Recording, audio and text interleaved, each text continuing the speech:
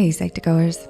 Whoever said sticks and stones may break my bones, but words will never hurt me, forgot about emotional wounds.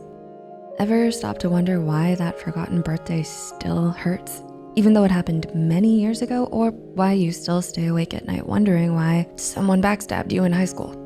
Those are emotional wounds that have not healed. Unlike physical wounds, they aren't visible and we don't have a surefire, simple band-aid for it. The good news is that healing these wounds takes a few different tactics that we may not have thought about before. So let's go through how to recognize that you need that emotional first aid kit and how to use it. Number 1, being alive, but not living. Sure, being alive can be clinically spelled out in cool terms. Your heart is beating, you're able to remember your name, you can perform work functions, you eat food, and you sleep at night. But living is different. It's when you follow a passion, do fun things, and do anything outside the bare necessities. Maybe you've lost a loved one, and since then you felt undeserving of happiness. So you cut yourself off from all these things. And before you know it, you start living in survival mode. You're alive, but not really. Step back, look at the situation. Understand that you have a right to grieve, to be angry, to be hurt. Connecting with others can help you understand that living your life is not causing these things to happen. You may, in fact, find that not living your life is in fact hurting those around you who are still there for you and care about you. Number 2, being disproportionately angry or sad or emotional or Emotional wounds are wounds. When wounds are still tender and raw, a breath of fresh air can feel like fire. You know yourself. You know what normally gets to you. And when you start getting angry at things where 2 seconds later you think, what was that all about? Why did I yell at them? That's a sign of a possible wound that needs attending.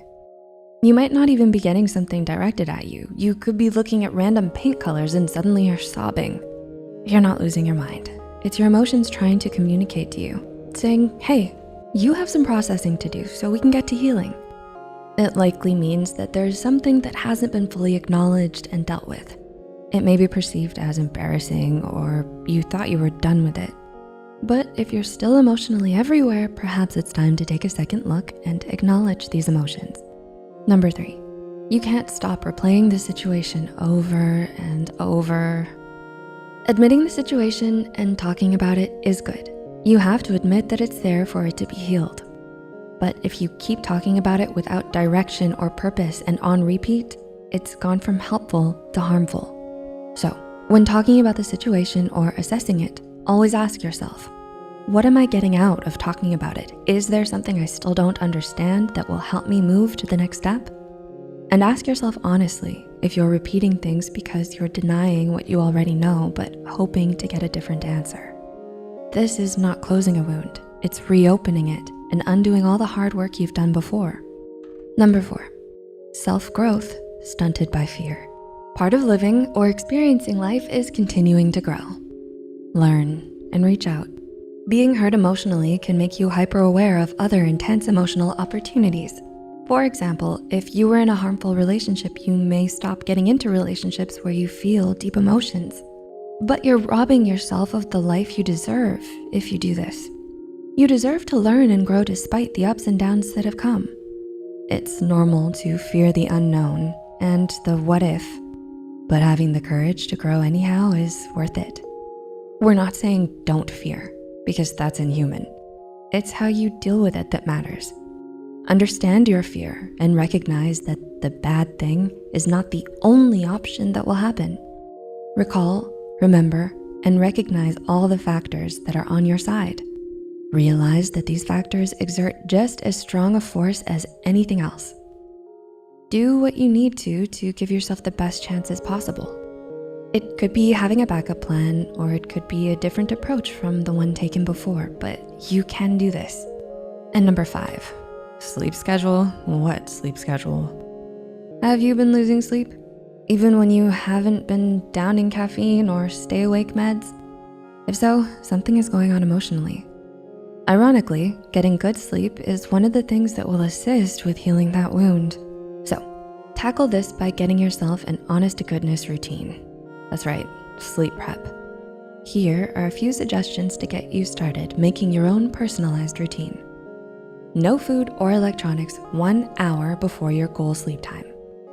Meditate to calm and quiet your mind. Sip some warm tea with natural calming agents like chamomile.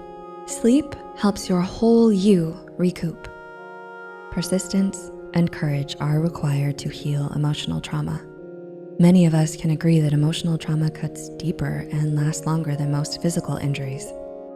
With something so complex, it's easy to feel like we have no choice but to hurt forever. But that's not true. If we can choose to put in the time and the effort, we can choose to heal, and we don't have to do it alone.